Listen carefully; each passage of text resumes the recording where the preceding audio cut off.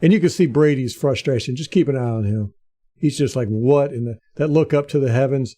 He's like, Lord, what is going on? I'm going to start this off by saying I'm a big Brady fan. Mainly because he's a Buccaneer. But even before then, you got to respect the man for what he's done. Now, granted, plenty of people out there hate him. And rightfully so. I mean, he's whooped everybody's team. Every fan base in the league dislikes Brady unless he's on your team, which that includes the Patriots, the Buccaneers. I can understand the hate for Brady. One of the reasons why people hate him is because he's boring.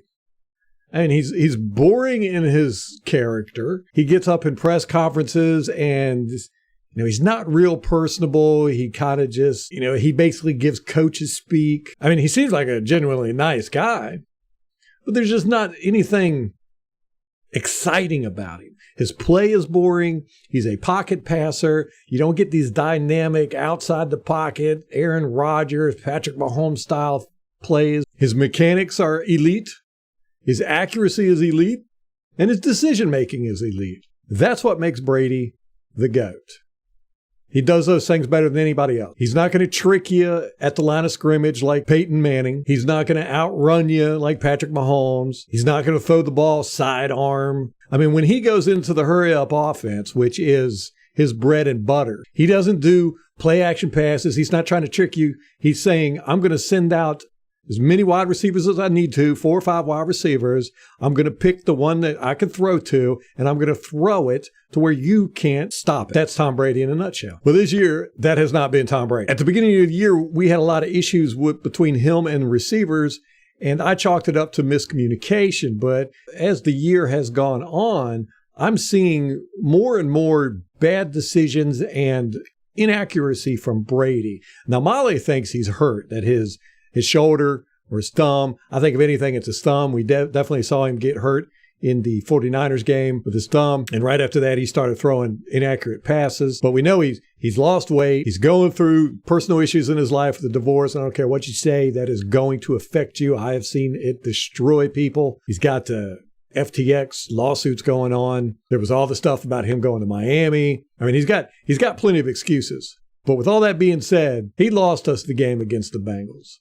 It wasn't 100% his fault, but it was 90% his fault. So let's go through and see what we got. We all know this play by now. Third quarter, the Bucs are up 17-3. It's 4th and 1. Bucs decide to go for a fake punt. Boom. Bernard fumbles the ball. Recovered by the Bengals.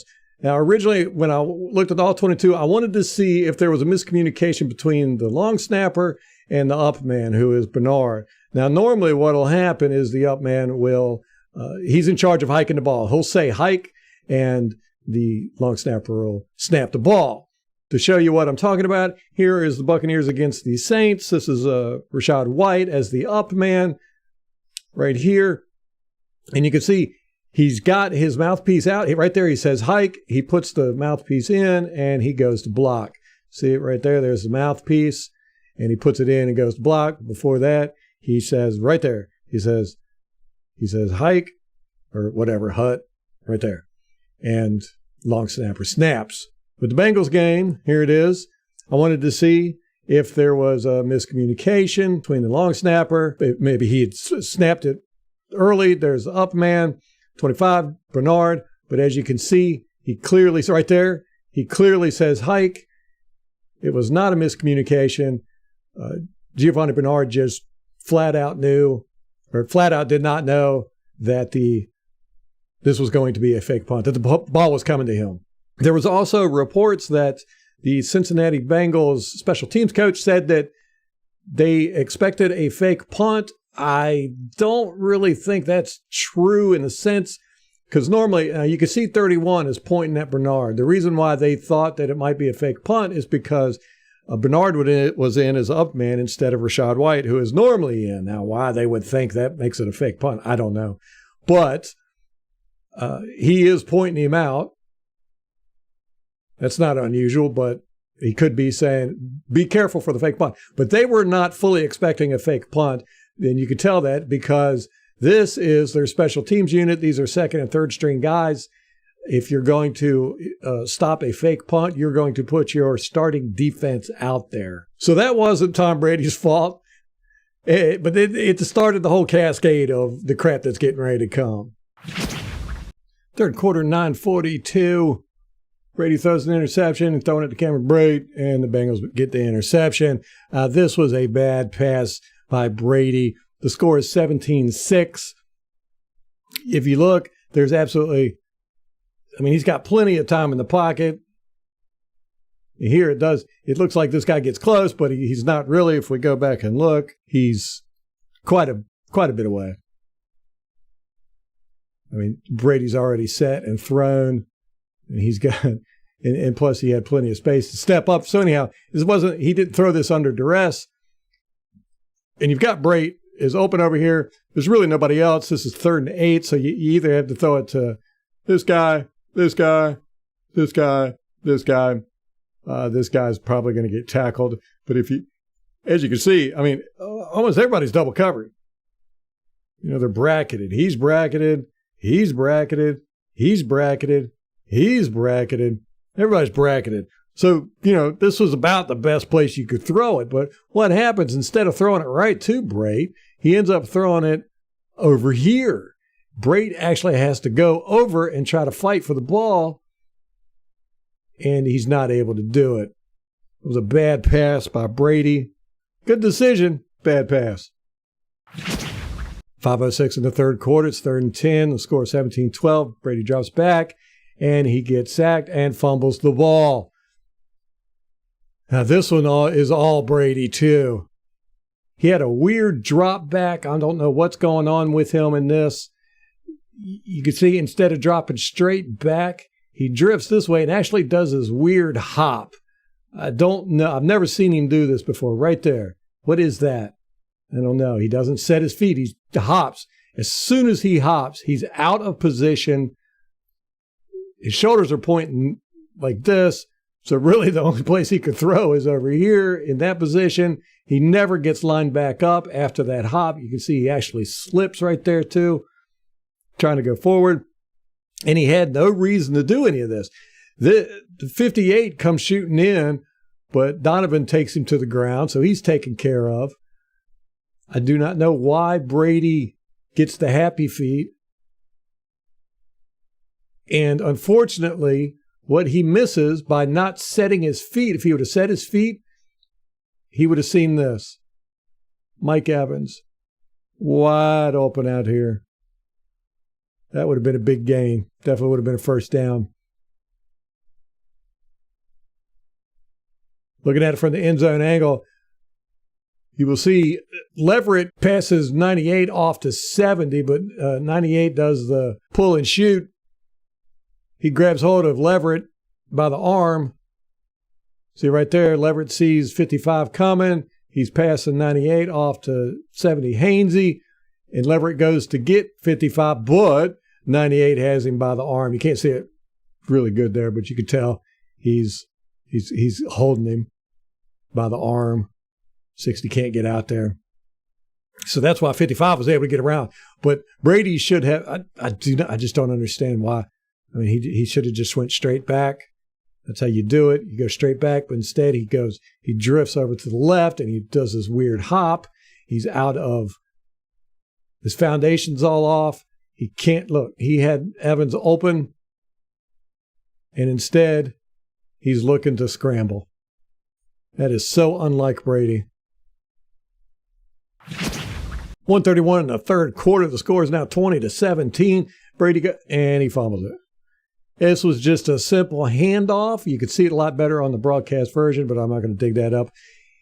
He goes to hand the ball off, and the ball just comes right out of his hand. It squirts. You can see it right here. The color of these uniforms don't help. But look, it just squirts. It's good. It's out right there. Boom, just squirts. And there's really nothing that Fournette could have done there. It would have been nice if he would have been able to get it, but it definitely wasn't his fault. And you can see Brady's frustration. Just keep an eye on him.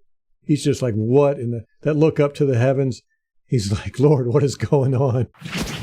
11:54 in the fourth quarter. The score is now 27-17. Now, originally on this one, I thought that Brady got hit, and this was not his fault. But on second look, and seeing it from the all 22, this was definitely his fault. He should not have thrown this ball for any stretch of the imagination. One, I don't know who he was trying to throw it to. I assume Mike Evans, because when you're throwing a jump ball, Mike Evans is who you want to go to. But no matter who he was throwing to, it wasn't a good idea. If he was trying to throw it to Cameron Brate, cornerback's got pretty good position. It would have been easy for him to get up under him. Evans is bracketed. I have no idea who he was throwing to here. Not a clue. I would say Evans.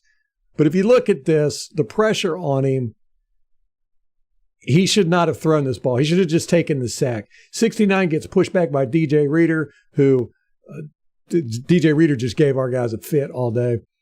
He's a big boy. And that caused Brady to step up. 70 goes up against 58 on a stunt, and 58 whoops him, comes around, and he's right up in Brady's face. Now, right here, Brady should have done, okay, there's no sense. I mean, he doesn't have a foundation. He doesn't even have his feet on the ground. And he gets them on the ground, but there's just no way he should have thrown this ball. 100% this is Brady's fault. You should know. He should know way. He try to throw a ball with the guy. Look, he doesn't even go back into his throw-in motion until the guy is in his face. It's a bad decision by Brady. Honestly, I have no idea what's going on. There's a lot of stuff with Brady, a lot of stuff with this team. It's unreal. This is probably, I would have to go back and look at all the stats, but I'm just going to throw it out there. This is probably Brady's worst game ever. 4 turnovers in one half. It's insane. It's insane. I don't know what's going on. Hope they get it fixed. But this game was lost because Brady, and he just hasn't played well this year. A lot of people saying it's old age. Might be. I don't know. I think it's more of personal stuff going on in his life, but we'll never know. Unless he goes to another team next year or re-signs with the Bucs, whatever, and then plays lights out. Then we'll all go, well, it obviously wasn't age. I'm hoping the Buccaneers get their crap together. I'm not losing faith. Playoffs are coming up. I think they're going to get it together. And we're probably going to surprise a lot of people in the playoffs because I think everybody's written the Buccaneers off at this point. But you know, it's Tom Brady. Everybody knows that. Get him in the playoffs, you never know what's going to happen. That's exactly how I feel. Hopefully he'll get over this, whatever it is. If it's old age, maybe he'll take some Metamucil. If it's the divorce thing, you know what they say? The best way to get over somebody is to get under somebody else. Maybe he'll find somebody. I don't know. somebody hooked Tom Brady up. Don't know what the answer is, but I just thought I'd throw this out there so everybody could see as much as they could see about what happened, whose fault it was. Because if nothing else, we believe in accountability. Until next time, go Bucs.